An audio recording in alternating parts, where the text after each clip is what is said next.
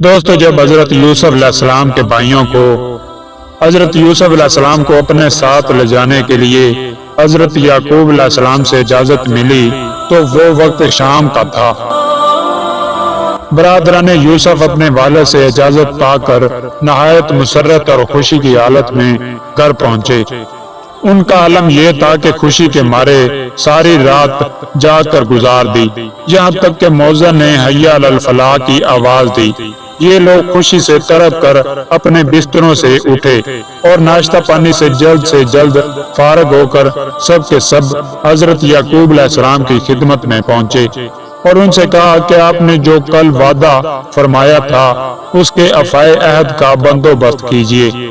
یہ سننا تھا کہ حضرت یعقوب علیہ السلام نے چہرہ حضرت یوسف علیہ السلام پر ایک مایوسانہ نگاہ ڈالی اور بے ساختہ رونا شروع کر دیا۔ بیٹوں نے کہا، آپ روتے کیوں ہیں؟ آپ گھبرائیں نہیں، ہم یوسف علیہ السلام کی پوری حفاظت کریں گے اور بہت جلد آپ کی خدمت میں واپس لا کر پہنچا دیں گے۔ الغرض حضرت یعقوب علیہ السلام بادل ناخواستہ اپنے مقام سے اٹھے اور یوسف علیہ السلام کو گلے لگایا، ان کے چہرہ کو بوسہ دیا اور انہیں آراستہ کرنا شروع کر دیا۔ سفید رنگ کا کرتا پہنایا اور حضرت اسحاق علیہ السلام کا عمامہ سر پر رکھا۔ حضرت شیش علیہ السلام کی ردا یعنی چادر دوش پر ڈالی۔ حضرت آدم علیہ السلام کی نالین مبارک پاؤں کی زینت بنائی اور عصائے موسیٰ علیہ السلام ہاتھ میں دیا اور تمام سامان سفر فراہم کر کے کہا، بیٹا جاؤ، خدا حافظ۔ برادران یوسف علیہ السلام حضرت یوسف علیہ السلام کو لے کر مکان سے برآمد ہوئے اور اس طرف کو چل پڑے جس طرف ان کے بھیڑ بکریوں کا گلہ رہا کرتا تھا۔ حضرت یعقوب علیہ السلام بھی ان کے ساتھ چلے۔ ایک روایت میں ہے کہ جس جگہ سے حضرت یعقوب علیہ السلام نے اپنے بیٹے حضرت یوسف علیہ السلام کو وداع کیا، اس جگہ ایک بہت پرانا درخت تھا۔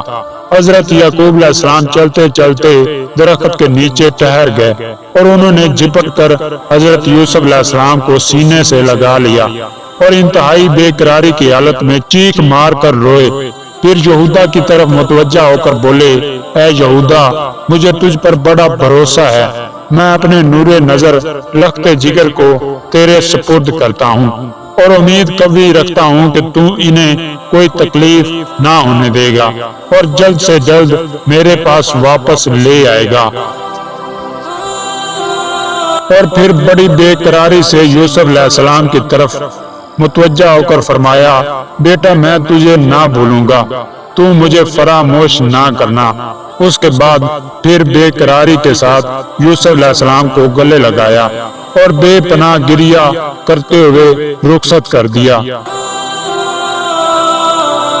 دوستو، القصص میں ہے کہ جو ہی یوسف علیہ السلام اپنے بھائیوں کے ساتھ روانہ ہو کر چند قدم چلے، حضرت یعقوب علیہ السلام زمین پر گر کر تڑپنے لگے اور سخت آہوزاری کرنے لگے۔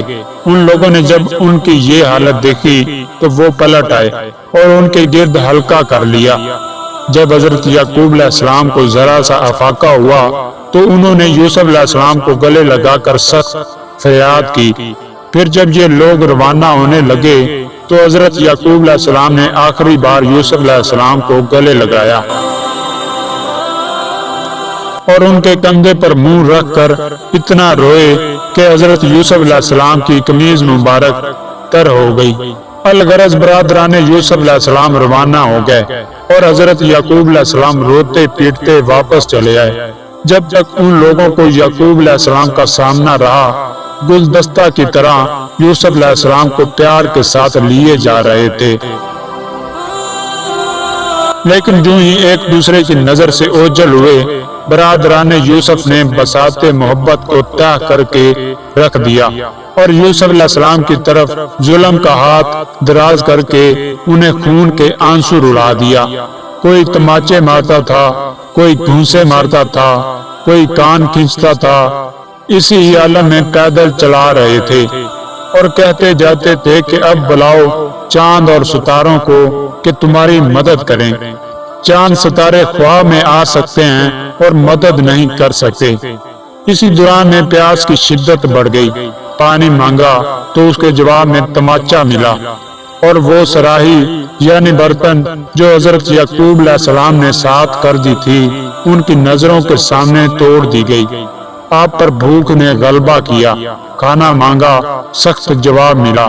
جب آپ پیاس سے بے چین ہو گئے تو شمعون کی طرف متوجہ ہوئے اور کہا، بھائی آپ کو میرے والد نے ایک صراحی دی تھی جس میں دودھ تھا، مجھے تھوڑا سا دے دیجئے۔ شمعون نے وہ صراحی یعنی برتن زمین پر دے مارا، پھر آپ روئل کی طرف متوجہ ہو کر بولے، بھائی سخت پیاس ہے، تھوڑا سا پانی دے دیجئے۔ اس نے بھی سخت ترین جواب دیا۔ اب حضرت یوسف علیہ السلام نے بھوک و پیاس سے بے تاب ہو کر رونا شروع کر دیا۔ اس پر ایک بھائی نے کہا کہ چپ رہو ورنہ ابھی قتل کر دیں گے۔ یہ سننا تھا کہ انہوں نے یہودا کی طرف رخ کیا اور کہا، اے بھائی مجھے میرے والد نے آپ کے سپرد کیا تھا، خدارا ہماری طرف توجہ کیجئے۔